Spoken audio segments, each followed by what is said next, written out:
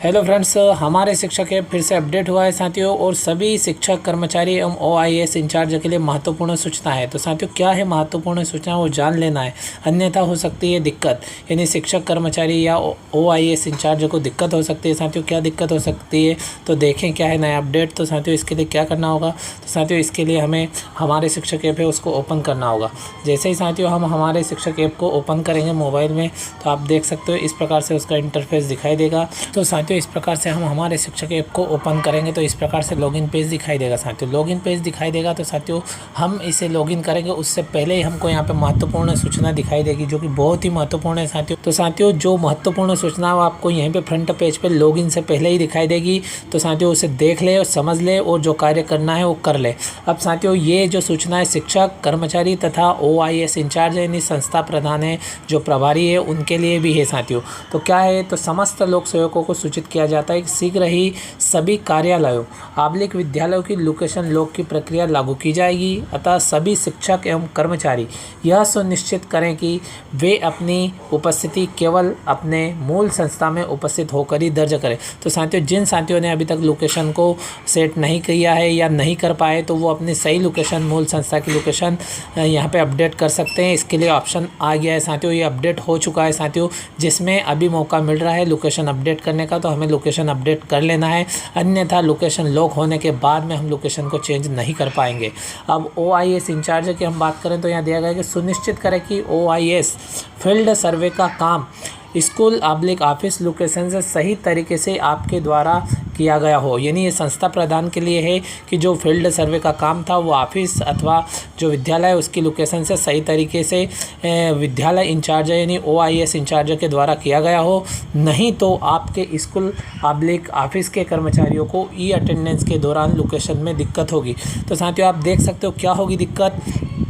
यदि सही लोकेशन नहीं हो पाएगी सेट, यानी फील्ड सर्वे का जो काम संस्था प्रधान के द्वारा किया है, यदि वो सही तरीके से किया है तो कोई दिक्कत नहीं होगी। अन्यथा यदि वो सही तरीके से नहीं हुआ है तो जो विद्यालय के जो कर्मचारी हैं उनको अटेंडेंस लगाने में लोकेशन संबंधी दिक्कत हो सकती है साथियों।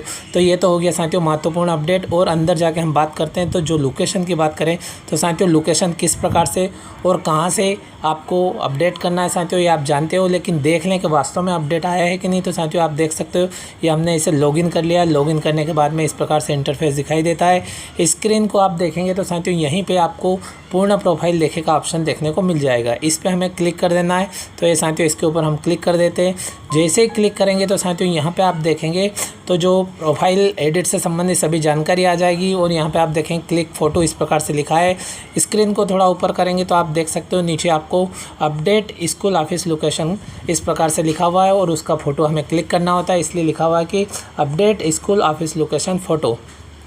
यहाँ पे साथियों यदि हमारे द्वारा कर ली गई तो इस प्रकार से office location is already recorded इस प्रकार से लिखा हुआ आ जाएगा और उसकी करंट लोकेशन यहाँ पे आपको दिखाई देगी साथियों।